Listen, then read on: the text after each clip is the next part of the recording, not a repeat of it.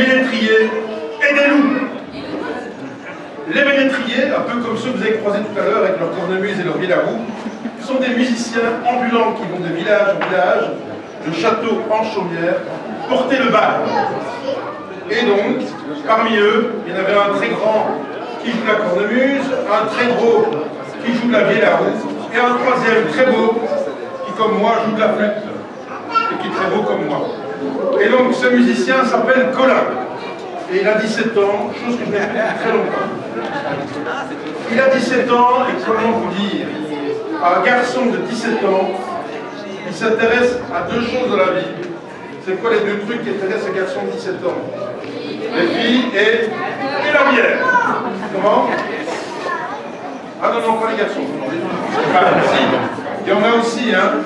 On est inclusif, il n'y a pas de problème. Mais dans mon histoire, qui est une histoire traditionnelle, il s'intéresse aux filles et à la bière. Bref, notre brave garçon, Colin, il se retrouve dans les balles et il fait plein de fausses notes. C'était dans les balles, les auberges, les châteaux, les masures. Il y a toujours plein de bières et plein de filles. Qu'elles soient blondes, brunes ou rousses, et là je parle des filles, il est distrait. Qu'elles soient blondes, brunes ou rousses aussi, les bières, il est distrait. Bref, ce soir-là, les deux vieux lui disent « Enfin, Colin, concentre-toi, concentre-toi.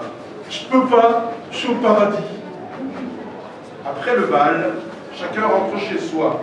Comme les mariés étaient très généreux, c'était le boulanger et la pâtissière qui se mariaient. Chacun reçut une tarte, ronde comme la lune, grosse comme une vraie charrette. Ainsi ne pleure pas, aussi comme moi. Et les musiciens reçoivent un louis d'or, une belle pièce en or de la tête du roi Louis. Et ils s'en retournent chez eux. Mais Colin lui doit faire 10 lieues pour rentrer à la maison, dans sa chaumière, et il s'en va, dans la nuit, dans le noir, marchant à travers les champs. Et comme il a neigé, il entend derrière lui, non pas des petits cris, mais des scrunch, scrunch, scrunch. Et donc, il se retourne, c'est pas la blonde, c'est pas la brune, c'est pas la rousse qui l'a suivi, ce sont 4 loups, 4 grands loups que la faim chassait du bois. Aïe, aïe, aïe, se dit Colin. Il sait que le loup ne mange pas l'homme, n'attaque pas l'homme.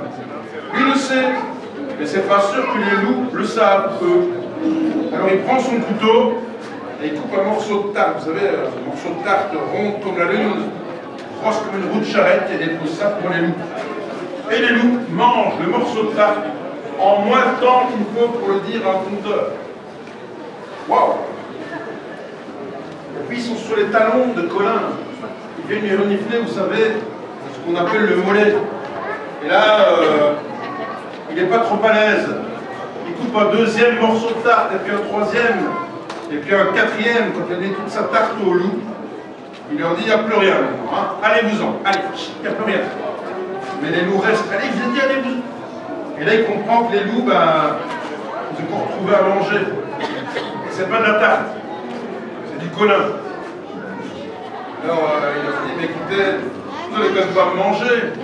Et notre brave Colin, il se prépare à mourir. Il prend sa flûte, il se met à jouer. Mais malgré ça, les loups s'installent, ils lèvent leurs grandes oreilles, ils écoutent.